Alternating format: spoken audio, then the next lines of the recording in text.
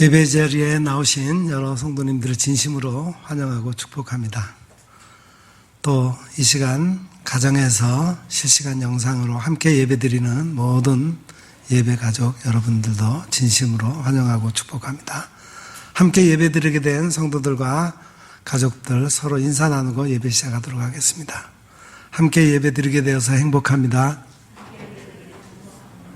사랑하며 축복합니다. 예, 감사합니다. 우리 다 같이 일어나셔서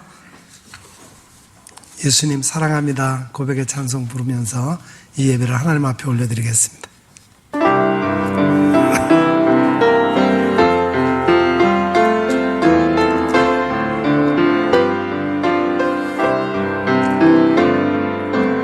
예수 사랑해요 나 주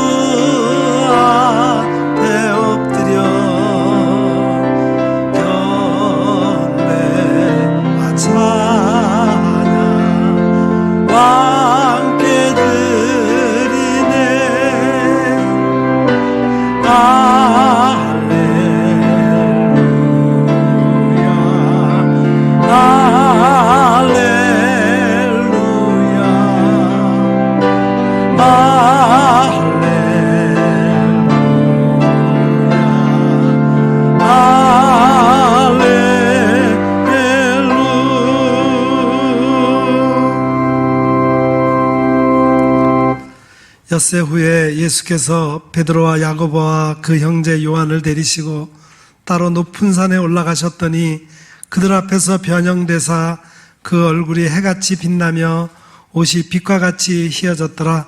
말할 때 호련히 빛난 구름이 그들을 덮으며 구름 속에서 소리가 나서 이르되 이는 내 사랑하는 아들이요 내 기뻐하는 자니 너희는 그의 말을 들으라 하시는지라. 아멘. 사랑과 은혜가 많으신 하나님 아버지, 산상 변모주의를 맞이하여 저희들을 성전으로 불러주시니 감사합니다. 예배하는 저희들의 영안을 열어주셔서 거룩하고 아름답게 변모하신 예수님의 영광을 보게 하여 주옵소서.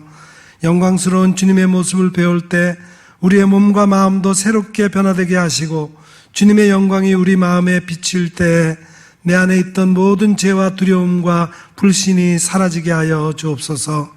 이 예배를 통하여 그 옛날 제자들처럼 저희들도 예수님을 하나님의 아들이요 나의 그리스도라 고백하는 믿음이 충만하게 되기를 원하오며 예수님의 이름으로 기원하옵나이다. 아멘.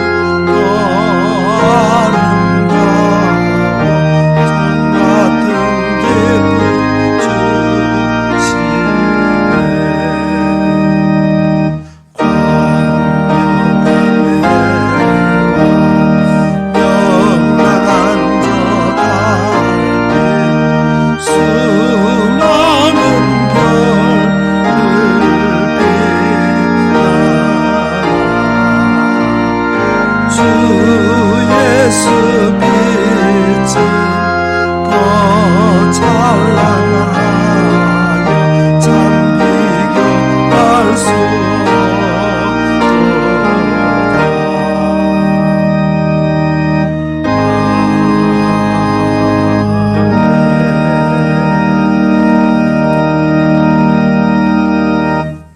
하나님은 우리의 참여하며 통회하는 마음을 기쁘게 받으십니다. 이 시간 지난 한 주간의 삶을 되돌아보며 우리의 죄와 허물을 주님 앞에 솔직히 고백하는 시간을 갖겠습니다. 인생의 무거운 짐을 대신 지시는 위로의 주님, 오늘도 저희들은 아프고 상한 심령으로 주님 앞에 서 있습니다. 경건하며 기쁨이 넘쳐나야 할 명절 기간을 지내면서 저희들은 참된 믿음을 지키지 못했고 온전히 하나님을 경외하지도 못했습니다. 오히려 긴 연휴 동안 하나님을 잊은 채로 방탕한 시간들을 보냈습니다. 살아가며 지내야 할 형제와 이웃에게는 깊은 상처를 주며 마음의 담을 높이고 돌아왔습니다. 연로하신 부모님의 마음을 편안하게 해드리지도 못했습니다. 신앙이 없는 친척들 사이에서 의견 충돌도 있었으며 명절이 되면 더욱 외로워지는 가난하고 불우한 이웃들을 돌아보지도 못했습니다. 오 주여, 이 모든 죄를 회개하며 용서를 구합니다. 저희들을 불쌍히 여겨주시고 사죄의 은총을 허락하여 주옵소서.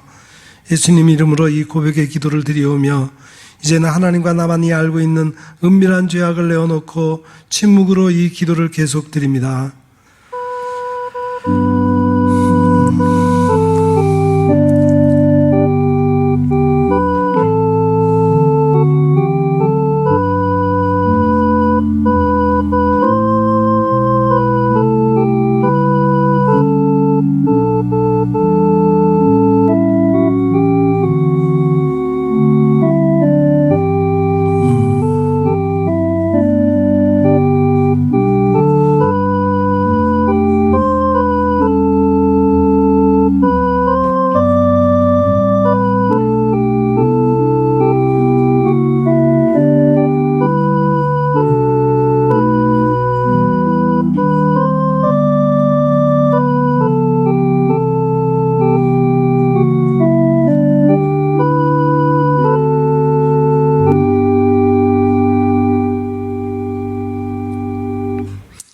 진실로 고백하며 참여하는 자에게 용서를 확신케 하며 위로를 주시는 말씀이 여기에 있습니다.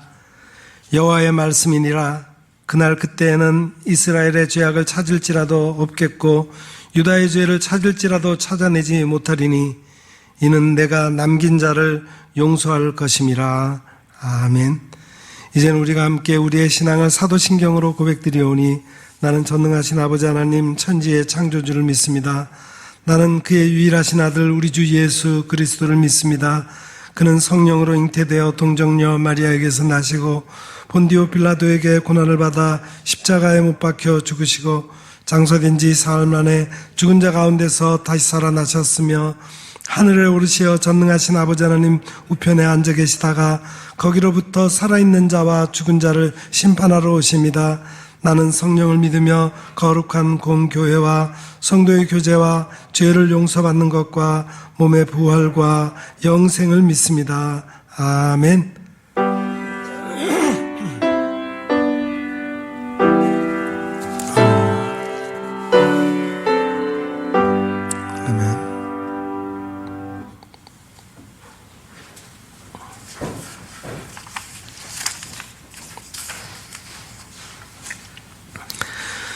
여호와여, 주의 인자하심이 하늘에 있고 주의 의는 하나님의 산들과 같고 주의 심판은 큰 바다와 같으니이다. 하나님이여, 주의 인자하심이 어찌 그리 보배로우신지요. 그들이 주의 집에 있는 살진 것으로 풍족할 것이라. 진실로 생명의 원천이 주께 있사오니 주를 아는 자들에게 주의 인자하심을 계속 베푸심에 아멘.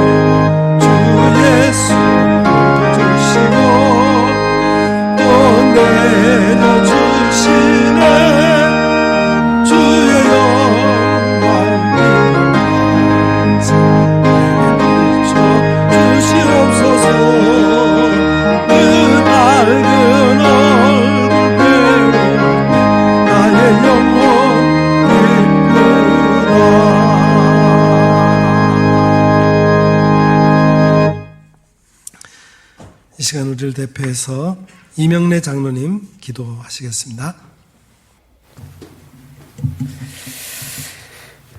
우리의 목자가 되시는 아버지 하나님, 우리의 영혼을 소생시키시며 늘 푸른 초장과 쉴만한 물가로 인도해 주시는 참 좋으신 하나님 아버지께 찬양과 경배를 올려드립니다. 오늘도 근심 걱정 모두 내려놓고 지극히 높은 주님의 전으로 나아올 수 있도록 우리를 인도해 주신 하나님 아버지께 감사와 찬양을 올려드려옵나이다. 이 시간 드려지는 우리의 예배가 신령과 진정으로 오직 하나님께로만 온전히 드릴 수 있도록 성령님 우리의 마음을 주장하여 주시옵소서. 특히 비대면으로 각 가정에서 영상으로 드리는 성도들의 예배를 주님 기뻐 받아 주시옵소서. 지난 한 주간에는 우리 고유의 명절인 설 연휴를 맞이하였습니다. 해마다 설 명절이 되면 우리는 고향을 찾아 부모님과 친지와 가족들을 찾아뵈며 인사도 드리고 교제를 나누었습니다. 하지만 코로나19로 인하여 사랑하는 가족들과 얼굴을 마주하는 것이 쉽지 않은 상황에 만나고 싶어도 만날 수 없는 현실로 인하여 답답하고 아쉬운 마음 가득한 명절을 보냈습니다. 사랑의 주님, 이제는 서로 만나고 교제하며 믿지 않는 가족들에게 복음 증거에도 힘쓸 수 있도록 하루속히 코로나 질병으로 벗어날 수 있도록 이 땅 고쳐주시고 회복시켜 주옵소서. 한국 땅에 주님의 이름으로 세워진 수많은 교회들이 세상의 빛으로부터 빛과 소금의 역할을 다 감당하지 못하므로 비난받으며 조롱거리가 되어 복음 증거와 예배조차 마음껏 드리지 못하는 안타까운 마음조차 잊어버리고 있습니다. 교회에 다니는 것조차 사람들에게 감추고 싶은 마음도 있다는 성도들의 말을 전해들 때마다 안타까운 마음 금할 길이 없습니다. 우리를 지극히 사랑하여 주시는 주님, 저희들을 다시금 믿음의 사람으로 거듭날 수 있도록 굳건한 믿음을 내려 주시옵소서. 코로나 바이러스보다 더 강력한 어떠한 시련과 역경이 온다 해도 우리는 흔들리지 않는 시냇가에 심겨진 나무처럼 우리의 믿음도 말씀의 뿌리를 깊이 내려 능히 이고도 남는 그 능력으로 담대히 주님께 나아갈 수 있는 저희들 모두가 될 수 있도록 성령님 붙잡아 주옵소서. 간절히 기도하는 것은 온전한 교회 학교 교육을 하루속히 정상으로 회복될 수 있도록 우리를 긍휼히 여겨 주옵시고 주님 길을 열어 주시옵소서. 배움도 가르침도 다 때가 있는 법이었는데 안타깝게도 이렇게 시간이 흐르고 있습니다. 비록 온라인 교육일지라도 한 영혼이 잃은 영혼 없도록 우리 어린 자녀들을 주님 눈동자와 같이 지켜주시고 다음 세대를 이끌어갈 큰 제목들로 삼아주시며 주님 말씀으로 성장할 수 있도록 은혜와 축복을 내려 주옵소서. 금년 한 해에도 맡겨주신 영문교회 모든 직분자들을 기억하여 주옵소서. 이 어려운 상황일지라도 맡은 분무를 지혜롭게 잘 감당케 하시며 서로 협력하여 선을 이루어가는 직분자들에게 인도하여 주옵소서. 오늘도 건강의 질병으로 고통받는 성도들을 기억하여 주시옵소서. 아픈 부위를 주님 손으로 친히 만져주심으로 깨끗하게 고쳐주시고 이전보다 더욱 건강함을 되찾는 놀라운 은총을 베풀어 주옵소서. 국방의무에 부름받아 복무 중인 우리 청년들을 주님 날개 아래 고이 품어주셔서 하나님 아버지 위에 사랑을 느끼며 믿음의 용사로 무장되어 안전하게 각 가정으로 돌아올 수 있도록 은혜를 베풀어 주옵소서. 이 나라의 민족 가운데 늘 함께해 주시는 주님, 이 어지럽고 어려운 이 난국을 잘 헤쳐나갈 수 있도록 대통령을 비롯하여 모든 이정자들을 기억하여 주셔서 법 앞에 평등과 정의와 자유가 보장되며 국민들의 안녕과 질서와 평화에 힘쓰므로 온 국민이 평화롭게 살 수 있는 이 민족이 되도록 긍휼을 베풀어 주옵소서. 이 시간 말씀 선포하실 목사님, 성령님 함께해 주셔서 피곤치 않도록 권능의 손으로 붙잡아 주시고 악한 영이 조금 더 틈타지 못하도록 성령님 주장하여 주옵소서.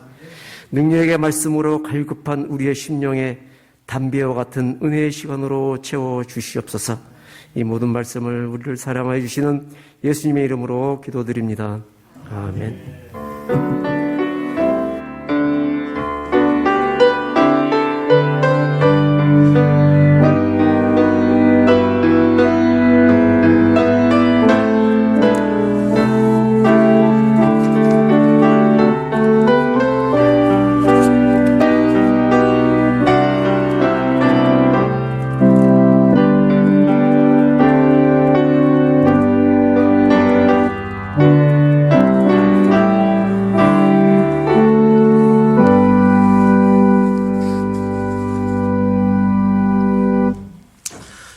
시간은 봉헌 시간입니다. 봉헌은 하나님께서 우리에게 베풀어 주신 은혜들을 헤아리면서 우리에게 주신 것 중에서 가장 좋은 것으로 응답하는 것입니다. 이 시간 우리 모두에게 그런 시간이 되기를 바랍니다. 찬송가 50장 1절 찬송 부르면서 봉헌하겠습니다.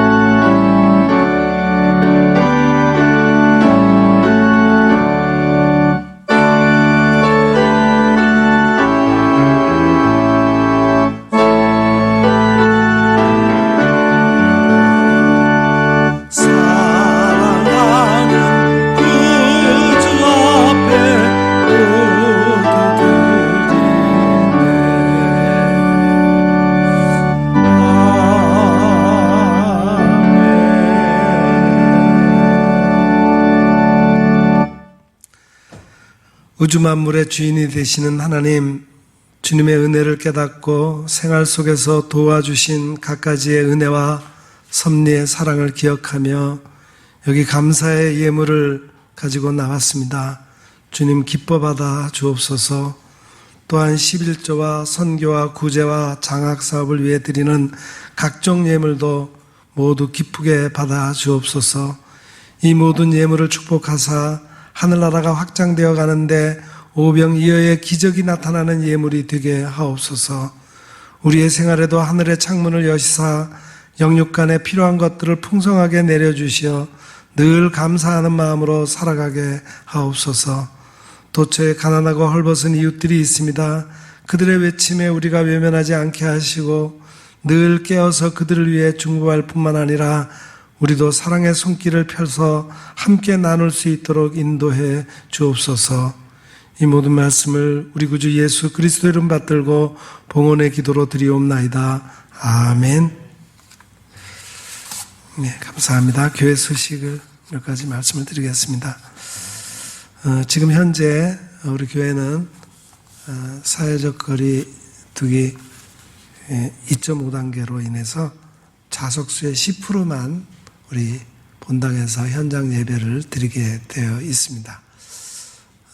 정부의 발표로 내일부터는 20%까지 현장 예배를 드릴 수 있다고 그럽니다. 그러니까 이번 주 중에 수요 예배나 다음 주 주일 예배는 우리 본당에서 50명까지 예배를 드릴 수 있습니다.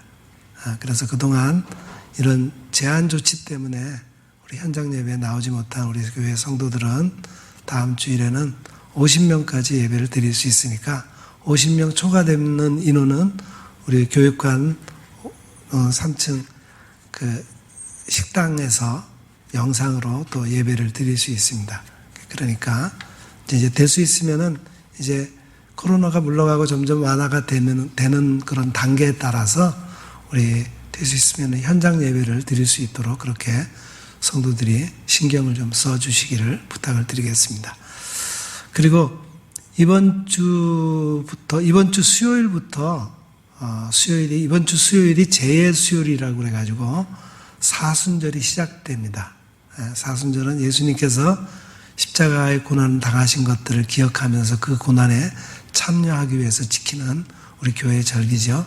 그래서 사순절이 시작이 된다는 거 생각하고 우리가 몸과 마음을 경건하게 하고 정말 우리 주님의 고난을 깊이 묵상하며 지내는 그런 절기에 모두 참여하시기를 부탁을 드리겠습니다. 오늘 이 예배 후에 교육위원회 모임이 있다고 합니다. 그리고 이번 주 수요일에 우리 구역장 예비 모임이 있는데 여기는 교육관에서 모이기로 했는 광고가 나왔는데 본당에서 모이겠습니다.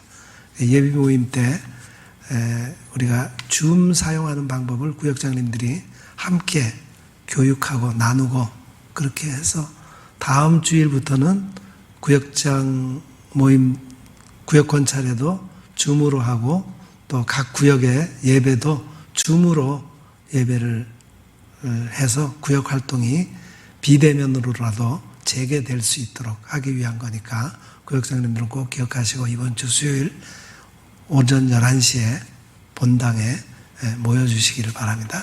예, 감사합니다. 나머지 광고는 교회 소식란을 참고해 주시기 바랍니다.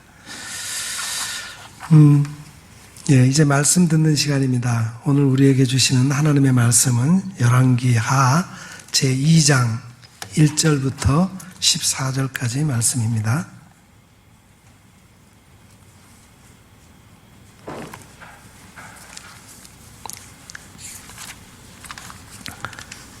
열왕기하 제2장 1절부터 14절까지 말씀을 이제 제가 받들어 읽겠습니다. 여호와께서 회오리 바람으로 엘리야를 하늘로 올리고자 하실 때 엘리야가 엘리사와 더불어 길갈에서 나가더니 엘리야가 엘리사에게 이르되 청하건대 너는 여기 머물라 여호와께서 나를 베델로 보내시느니라 하니 엘리사가 이르되 여호와께서 살아계심과 당신의 영혼이 살아있음을 두고 맹세하노니 내가 당신을 떠나지 아니하겠나이다 하는지라.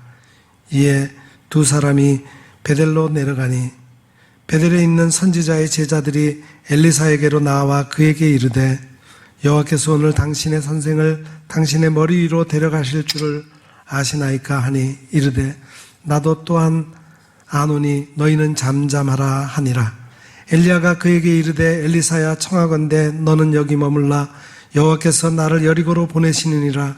엘리사가 이르되 여호와께서 살아계심과 당신의 영혼이 살아있음을 두고 맹세하노니 내가 당신을 떠나지 아니하겠나이다 하니라. 그들이 여리고에 이름에 여리고에 있는 선지자의 제자들이 엘리사에게 나와 이르되 여호와께서 오늘 당신의 선생을 당신의 머리 위로 데려가실 줄을 아시나이까 하니 엘리사가 이르되 나도 아노니 너희는 잠잠하라. 엘리야가 또 엘리사에게 이르되 청하건대 너는 여기 머물라 여호와께서 나를 요단으로 보내시느니라 하니 그가 이르되 여호와께서 살아계심과 당신의 영혼이 살아있음을 두고 맹세하노니 내가 당신을 떠나지 아니하겠나이다 하는지라. 이에 두 사람이 가니라.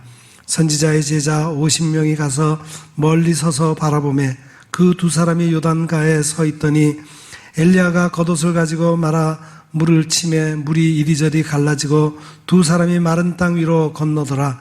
건너매 엘리야가 엘리사에게 이르되 나를 내게서 데려감을 당하기 전에 내가 내게 어떻게 할지를 구하라. 엘리사가 이르되 당신의 성령이 하시는 역사가 갑절이나 내게 있게 하소서 하는지라. 이르되 내가 어려운 일을 구하는도다. 그러나 나를 내게서 데려가시는 것을 내가 보면 그 일이 내게 이루어지려니와 그렇지 아니하면 이루어지지 아니하리라 하고 두 사람이 길을 가며 말하더니 불수레와 불말들이 두 사람을 갈라놓고 엘리야가 회오리 바람으로 하늘로 올라가더라. 엘리사가 보고 소리 지르되 내 아버지여 내 아버지여 이스라엘의 병거와 그 마병이여 하더니 다시 보이지 아니하는지라. 이에 엘리사가 자기의 옷을 잡아 둘로 찢고 엘리야의 몸에서 떨어진 겉옷을 주워 가지고 돌아와 요단 언덕에 서서 엘리야의 몸에서 떨어진 그의 겉옷을 가지고 물을 치며 이르되 엘리야의 하나님 여호와는 어디 계시나이까 하고 그도 물을 치매 물이 이리저리 갈라지고 엘리사가 건너니라. 아멘.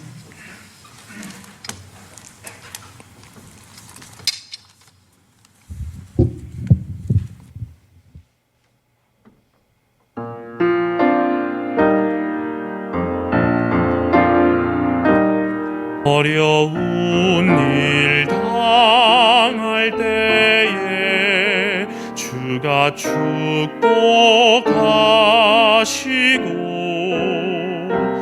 너는 황금 같은 날을 맞이하리라.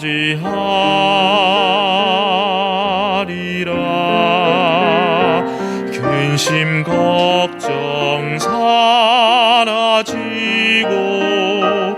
너의 앞길 빛날 때 주가 너를 한량없이 축복하리라.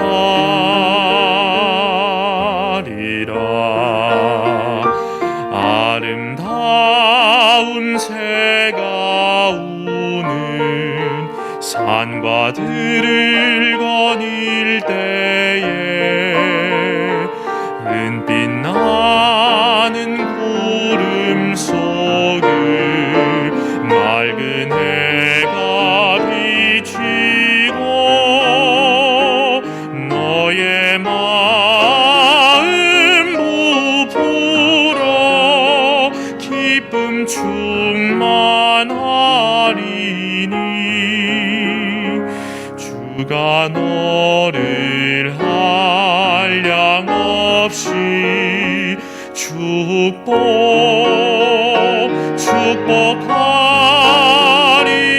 축복하리라.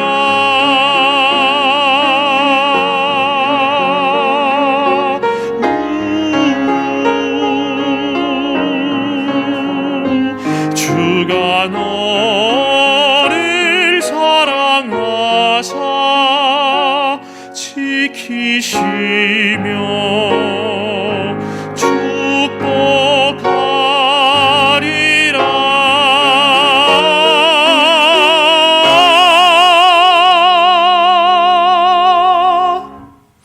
아멘.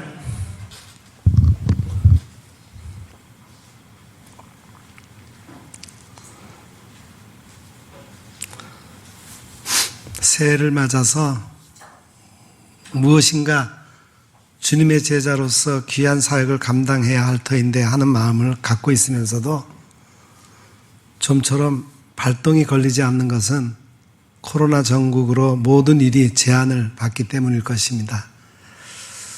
추운 겨울도 지나고 설날 명절도 지났으니 본격적으로 활동을 좀 시작해야 하는데 어떻게 시작해야 할지 모르겠습니다.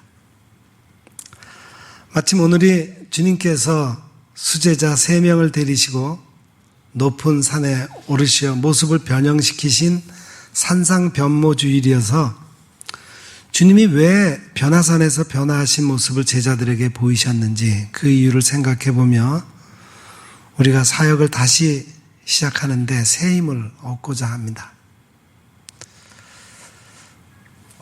보통 여성은 관계지향적인 성품을 가지고 있다면 남성은 출세지향적인 성품을 갖고 있습니다. 그러기에 여성은 감성적일 때가 많지만 남성은 이성적일 때가 많습니다. 그래서 군부 독재 시대에는 남자들은 육군사관학교를 나와야 출세할 수 있다고 생각을 했습니다. 아니면은 KS 코스를 거쳐야 출세한다고 여겼어요. KS 코스란 경기고를 나와서 서울대를 나오는 것을 말하는 거죠. 일본도 우리나라만큼 명문고와 명문대를 나와야 출세할 수 있는 코스가 있습니다. 그런데 몇 년 전 일본에서 노벨 물리학상, 화학상을 탄 2명의 과학자들은 명문 코스를 밟지 않은 아주 평범한 지식인들이어서 세인들을 놀라게 했어요. 도쿄대 명예교수인 코시바 마사토시가 노벨 물리학상 공동 수상자로 선정된 데 이어서 시마즈 제작소의 타나카 코이치 연구원이 화학상을 수상하는 등 일본은 2002년 12월 10일에 과학 부분에서 2명의 노벨상 수상자를 배출했습니다. 코바시 교수는 자신을 가리켜 물리학과를 꼴찌로 졸업했다고 밝혔고 다나카 연구원도 대학 성적은 하위권에 불과했다고 합니다. 특히 다나카의 경우는 학부 졸업이 최종 학력일 뿐입니다. 10월 9일 노벨 화학상 공동 수상자로 선정된 다나카 고이치는 노벨상 수상자에게 걸맞을 박사나 교수 칭호가 없는 무명의 연구원이어서 일본 열도가 거듭 놀랬다고 합니다. 다나카는 1983년 지방대학인 토호쿠 대학 공학부 전기공학과를 졸업한 후에 교토의 의료 정밀기기 제작 회사인 시마즈 제작소에 입사해서 수상 당시 분석 계측 사업부 생명과학 연구소의 주임 직위에 있는 인물이며 지극히 평범한 셀러리맨이었다고 합니다. 회사 동료들은 다나카는 연구를 계속하고 싶어서 승진 시험을 거부한 채 주임 직책을 고집해 왔다고 말했습니다. 세인들은 두 일본인의 노벨상 수상에 대해서 꼴찌들의 반란이다 이렇게 평가를 하기도 합니다. 우리 예수님도 먼저 된 자가 나중되고 나중된 자가 먼저 될 수 있다는 것을 여러 번 강조하셨습니다. 세인들의 고민은 어떻게 하면 출세하고 성공할까에 있지만 우리 신앙인들의 고민은 어떻게 하면 믿음 생활을 잘 할 수 있을까 하는 것입니다. 저와 여러분은 이 시간 어떻게 하면 믿음 생활을 잘 할 수 있을까에 대한 고민을 풀어보고자 합니다. 예수님이 십자가에 못 박히시고 돌아가셨을 때 화려한 신앙 경력을 가진 사람들은 모두 예수님 곁을 떠났어요. 12 제자들도 떠났고 그렇게 열심히 주님을 따라다녔던 무리들이 자취를 감추었습니다. 누구 하나 십자가에 매달려 운명하신 예수님의 시신을 거두어 가는 자가 없었습니다. 그런데 그때 결심하고 예수님의 시신을 거두어다가 장례를 치른 인물이 있습니다. 다름 아닌 아리마대 요셉이었어요. 그는 드러내지 않고 조용히 예수님을 믿는 사람이었지만 모두가 예수님을 등지고 떠나갈 때 유일하게 주님을 위하여 헌신한 인물입니다. 바로 이 아리마대 요셉과 같은 인물이 나중된 자로서 먼저 된 꼴찌의 반란인 셈입니다. 지금도 드러내지 않고 조용히 예수 믿는 성도들이 많이 있습니다. 그러나 우리들에게도 아리마대 요셉처럼 반란을 일으켜 살아있는 믿음을 많은 사람들에게 보여줄 때가 있어야 하는 겁니다. 이제 오늘 본문 말씀을 살펴봅니다. 오늘 본문은 엘리야와 엘리사의 이야기예요. 엘리사는 위대한 선지자 엘리야의 제자였습니다. 엘리야는 길갈과 베델과 여리고에 선지학교를 세우고 후학들을 양성하고 있었습니다. 선지 생도들은 엘리야가 조만간 하나님의 부르심을 받게 될 것이라는 사실을 모두 알고 있었어요. 엘리사는 엘리야의 제자가 된 지 얼마 되지 않은 초년 선지 생도였습니다.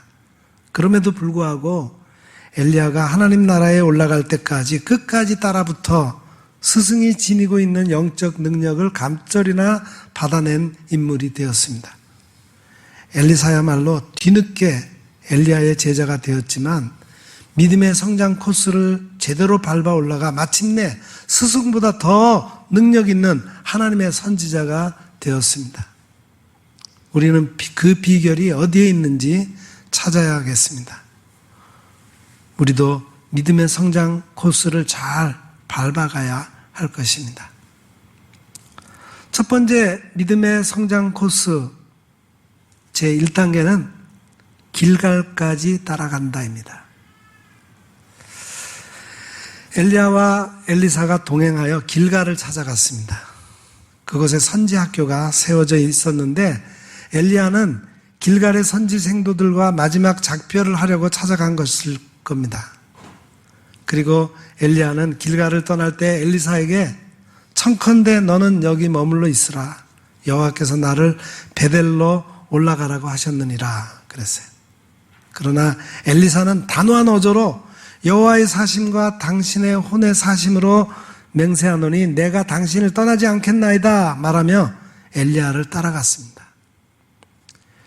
길갈이라고 하는 도시의 이름의 뜻은 수치가 굴러갔다는 뜻입니다.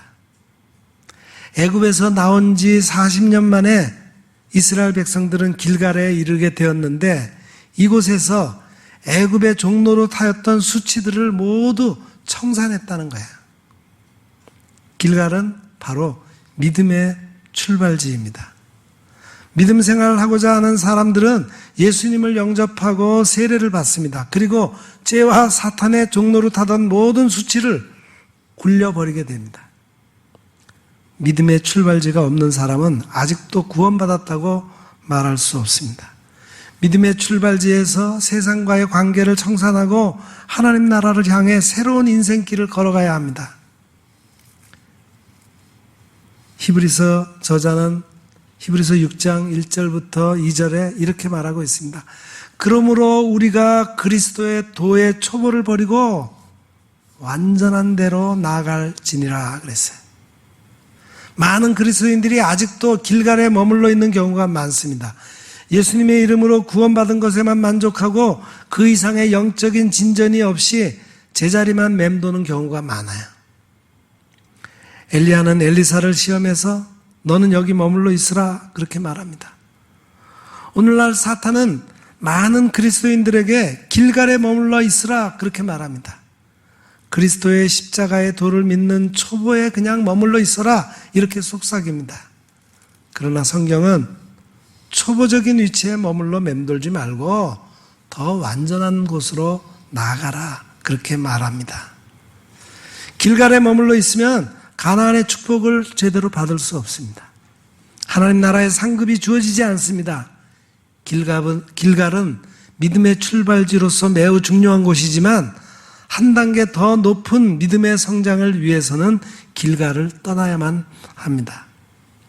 길갈에 머물러 있게 되면 영적인 어린아이로 신앙의 미숙아가 될 뿐입니다. 바울은 제자 디모데에게 이렇게 권면합니다. 디모데전서 4장 15절 말씀입니다. 이 모든 일에 전심전력하여 너의 진보를 모든 사람에게 나타나게 하라. 하나님의 나라는 내 믿음이 자란 만큼 차지할 수 있는 나라입니다. 우리가 얼마나 믿음의 진보를 보이느냐에 따라서 하나님 나라의 영광과 기업을 얻게 됩니다. 믿음이 자란 만큼 하나님께서 나를 위해서 역사하십니다. 하나님은 산 자의 하나님이요 죽은 자의 하나님이 아니라고 했습니다. 살아있는 만큼 하나님의 역사를 체험하게 됩니다.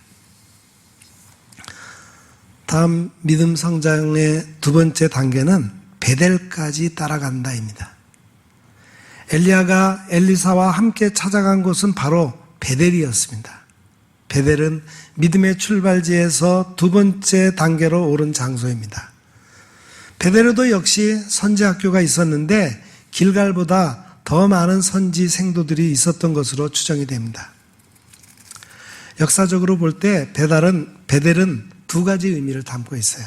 첫째 의미는 베델은 야곱이 하나님을 만난 장소입니다.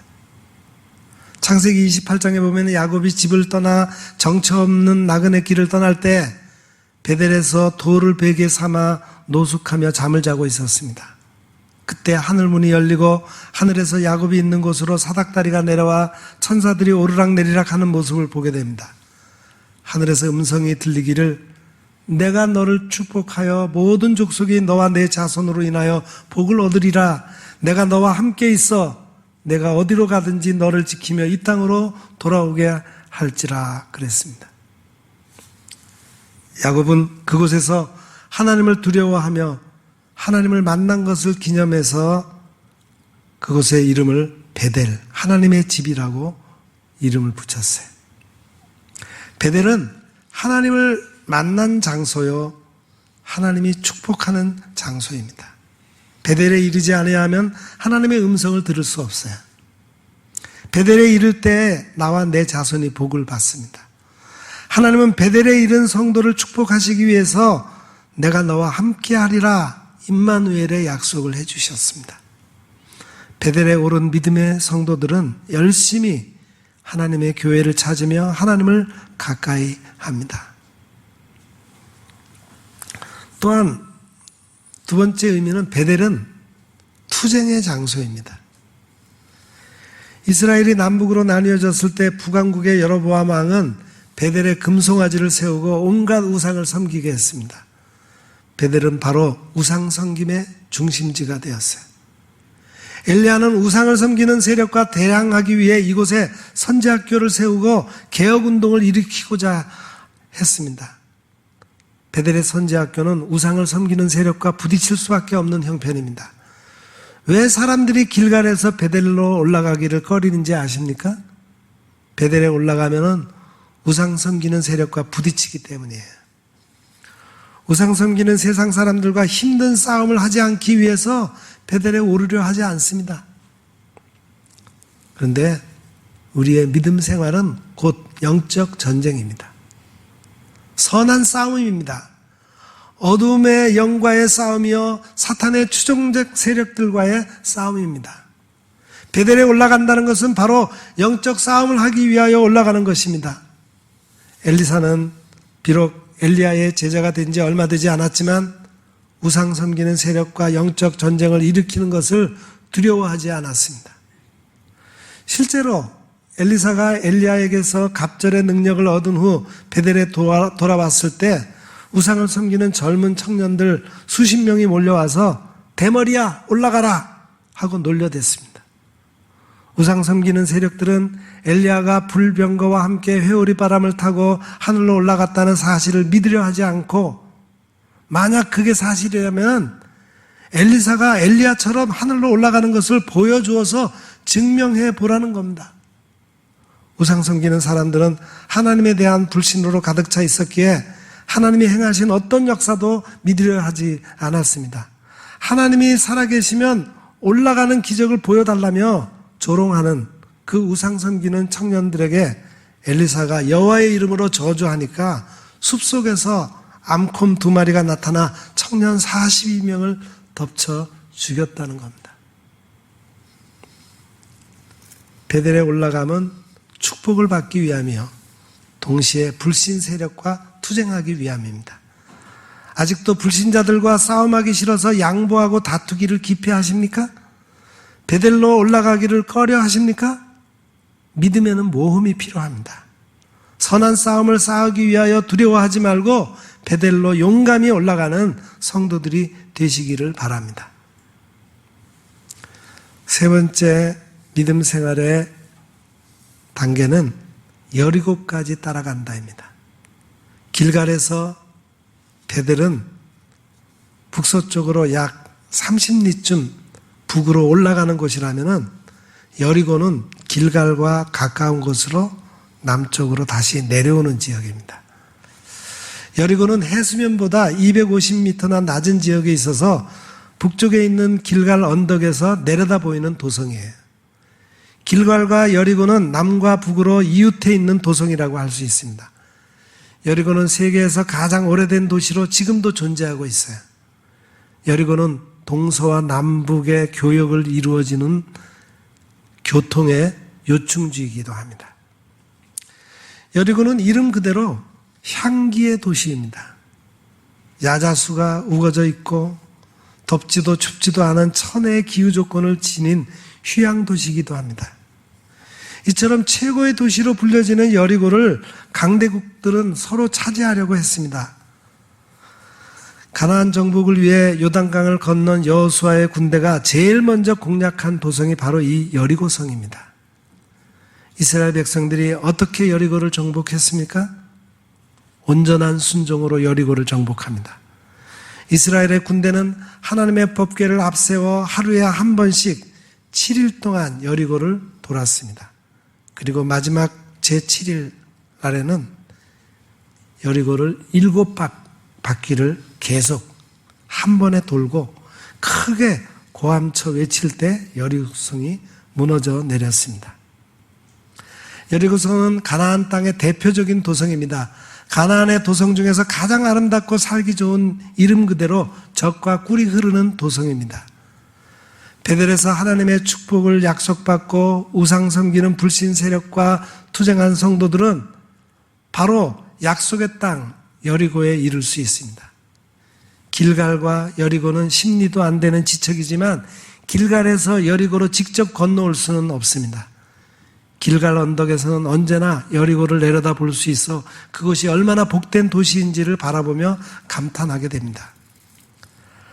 하나님께서는 예수를 처음 믿는 성도들에게 길갈에 여전히 머물러 있는 성도들에게 축복이 넘치는 약속의 땅으로 내려오라고 손짓하십니다.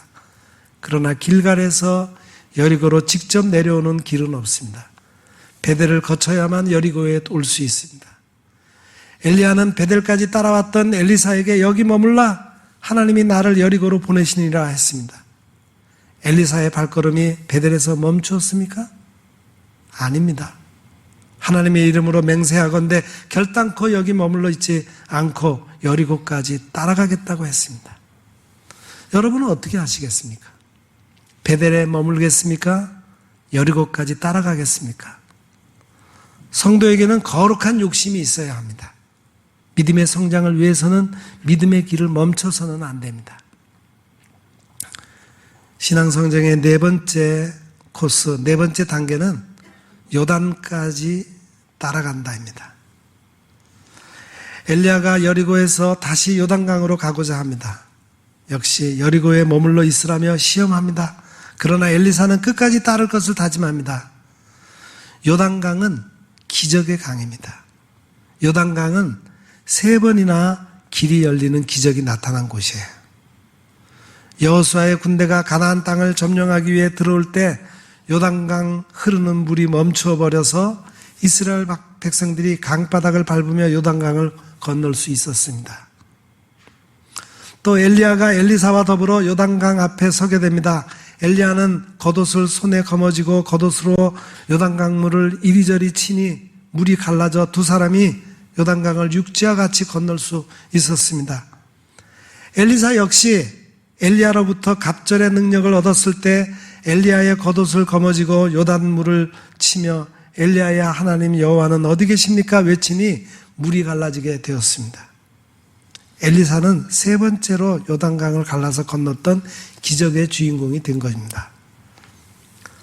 성도의 믿음이 요단강에 이르면 하나님의 능력과 기적을 체험하게 됩니다. 하나님을 의지할 때마다 사람의 힘으로 할 수 없는 것을 이루게 하시는 하나님이심을 보게 되는 것이 바로 요단입니다. 요단강의 또 하나의 의미는 하늘나라에 이르는 강이라는 겁니다. 우리는 성도들의 죽음 앞에서 며칠 후 요단강 건너가 만나리 하고 찬송을 부릅니다. 엘리야는 바로 이 요단강을 건넌 후에 하나님 나라에 올라갔습니다. 우리는 엘리야와 엘리사처럼 믿음이 성숙한 후에 하나님 나라에 올라갈 수 있는 성도가 되어야겠습니다. 길갈에 머물다가 혹은 베델에 머물러 살다가 하늘로 올라가면 후회하고 또 후회하게 될 것입니다. 마지막 신앙성장의 코스는 끝까지 따라가야 한답니다. 요단강을 건넌 후에 엘리야는 엘리사에게 내가 무엇을 원하는지 구하라 그랬습니다. 요단강을 건넌 후에는 가장 크게 바라고 원하는 것을 들어주시고 기도에 응답해 주십니다. 솔로몬이 1000번제를 드렸을 때가 바로 요단강을 건넌 시점 같은 것입니다. 하나님께서 솔로몬에게 무엇을 원하느냐고 물어보지 않으셨습니까? 엘리사는 엘리야를 끝까지 따라갔지만 우리는 우리를 위해 십자가를 지신 예수 그리스도를 끝까지 따라가야 합니다. 끝까지 따라가면 무엇이든지 내 이름으로 구하는 것은 들어주리라 하고 말씀해 주십니다. 엘리사는 무엇을 구했습니까? 스승이 가지고 있는 갑절의 영감, 곧 성령 충만을 구했습니다. 예수님도 가장 좋은 선물은 바로 생수의 강 같은 성령 충만이라고 하셨습니다. 믿음이 성숙한 그리스도인은 세상의 것을 구하지 않습니다. 가장 좋은 선물, 곧 성령 충만을 구합니다. 엘리사가 갑절의 영감을 달라고 그러니까 내가 어려운 것을 구한다 그랬습니다. 성령 충만을 받는 것은 결코 쉬운 일이 아닙니다.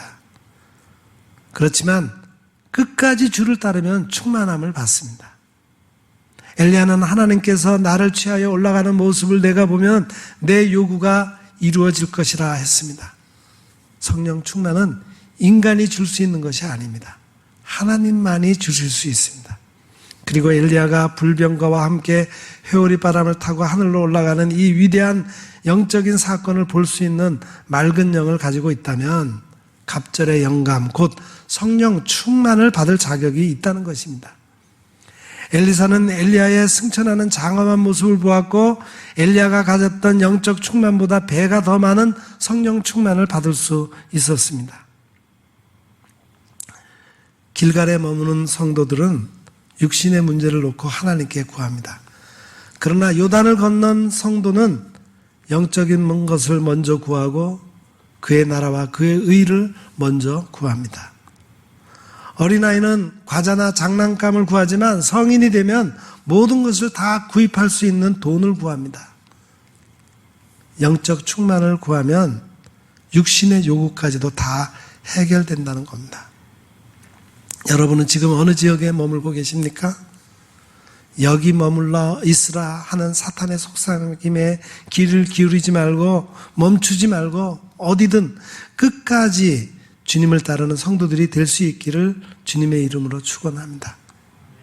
저와 우리 일산영문교회 성도들은 엘리야를 따라 길갈과 베델, 여리고, 요단강까지 끝까지 따라가서 영감을 갑절로 받은 엘리사와 같이 주님을 끝까지 따라가서 영감을 갑절로 받고 하나님의 은혜와 축복을 받는 복된 성도들이 되시기를 간절히 기원합니다.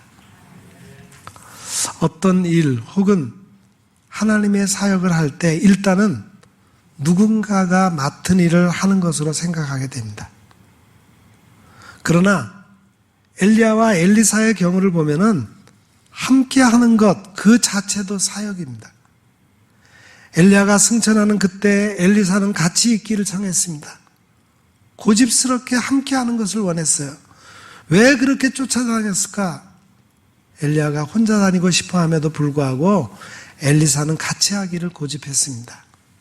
엘리사뿐 아니라 선지학교 제자들 50명도 승천의 자리를 함께 하기를 원했습니다. 그래서 그 자리를 찾아다녔습니다. 신기한 구경거리를 보려고 했는가? 아닙니다. 하나님의 놀라운 일을 두 눈으로 목격하는 것 자체가 하나님께 영광이 되기 때문입니다. 인간은 도저히 할 수 없는 일을 행하시는 하나님의 역사를 눈으로 목격하고 하나님께 영광을 돌리는 것 그 자체로 인간이 마땅히 해야 할 일이기 때문입니다. 하나님이 이 천상의 이벤트를 통해서 남은 이들에게 새로운 힘과 용기를 불어넣으셨습니다. 결국 엘리사는 스승이 하나님의 능력을 힘입어 일했던 것처럼 자신도 능력을 발휘했습니다. 여기 14절에 보면은 엘리사가 엘리야의 겉옷을 가지고 요단강을 좌우로 하니까 요단강이 갈라지게 해서 엘리사도 하나님의 능력을 드러내게 된 것입니다. 함께 하는 것으로 인해서 하나님의 영광을 돌리는 동시에 그렇게 바랬던 능력이 전수되는 겁니다. 베스트셀러 작가이고 예루살렘 히브리 대학교 교수인 유발 하리리는 2020년 3월 20일 파이낸셜 타임즈 기고 마지막에서 코로나를 맞은 온 인류가 선택의 기로에 서 있다고 말했습니다. 그 선택은 크게 두 가지였어요. 하나는 서로 흩어지는 방법, 디스유니티. 또 다른 하나는 국제적인 연대, 솔리더리티. 어느 한쪽을 선택하더라도 그 여파는 단지 직면한 위기 상황에만 국한되지 않을 것임을 분명히 하고 있습니다. 만약 흩어지는 분열의 방법을 취한다면 더 심각한 재난을 미래에 초래할 것입니다. 그러나 반대로 국제적인 연합을 선택한다면 단지 코로나 바이러스를 이겨내는 차원을 넘어서 앞으로 인류를 위협할 미래의 감염병과 위기들에 대한 승리를 담보할 것이라고 말했습니다. 즉, 흩어지지 말고 각자 살기 위해, 각자 도생하기 위해 흩어지지 말고 서로 연대하라는 겁니다. 함께 있어야 된다는 겁니다. 한 선지자가 자신의 사역을 마칩니다. 개인적으로는 사람들과의 관계는 그것으로 끝입니다. 그러나 그의 사역은 끝나지 않습니다. 예수님 앞에 산상 변모일에도 엘리야는 그 자리에 나타나기도 했습니다. 열왕기에서 그의 사역이 역시 끝나지 않았습니다. 그의 마지막까지 함께한 엘리사에게로, 그리고 그의 최후를 함께한 다른 제자들에게도 더 큰 불씨가 되어서 이어졌습니다. 이런 사역의 불꽃이 오늘날 우리에게도 이어지기를 간절히 기원합니다. 기도하겠습니다. 사랑의 하나님 아버지, 오늘 우리가 아무것도 할 수 없는 상황에 놓여 있지만 다시금 하나님의 놀라운 능력에 사로잡히기를 원합니다. 끝까지 포기하지 않고 믿음의 성장 코스에 함께함으로 마침내 주님의 영광을 바라보게 되는 축복을 누리게 하옵소서. 올 한 해 정말 주님의 귀한 사역의 불꽃이 우리 가운데 피어오르게 하옵소서. 예수님의 이름으로 간절히 기도드립니다. 아멘.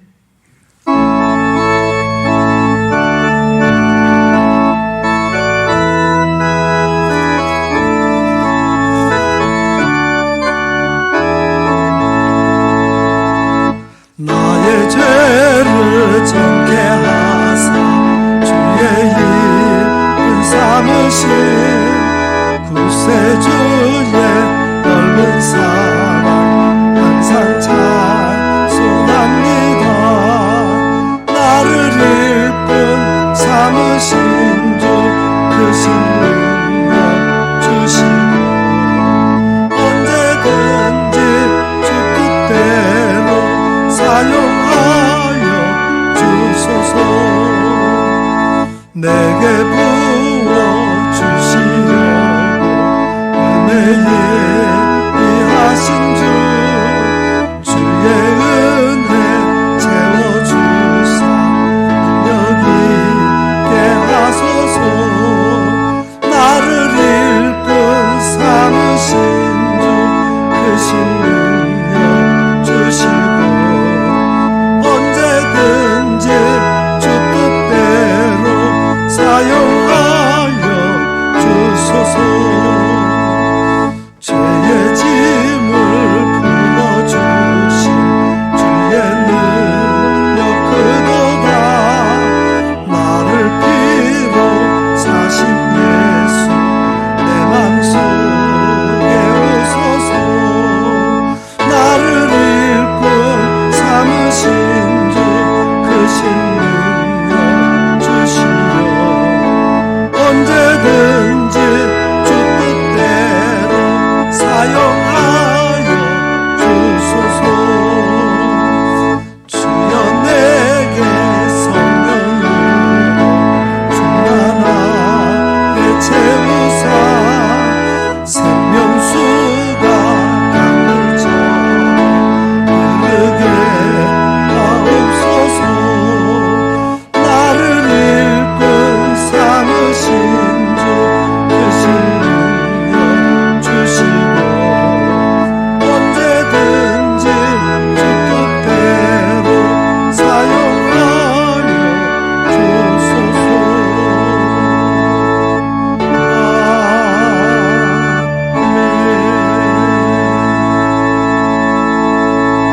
아멘. 사랑하는 성도 여러분, 여러분에게 위탁의 말씀을 드립니다. 믿음의 성장 단계에 끝까지 함께 하심으로 하나님의 능력을 나타내는 주님의 제자들이 다 되시기를 부탁드립니다. 그래서 이 어려운 위기 상황을 극복하고 하나님 나라 사역의 커다란 불씨가 모두 되어주시기를 간절히 부탁드립니다. 기도하겠습니다. 이제는 우리 구주 예수 그리스도의 은혜와 하나님 우리 아버지의 크고 만극하신 사랑하심과 성령님의 감화, 감동, 위로, 교통, 충만하심의 역사가 여기 머리 숙인 주의 거룩한 백성들 위에와 그 가정과 저들의 생업 위에 또한 우리 온 교회와 이 나라 이 민족 위에 이제로부터 영원 무궁토록 함께 하옵시기를 간절히 축원하옵나이다. 아멘.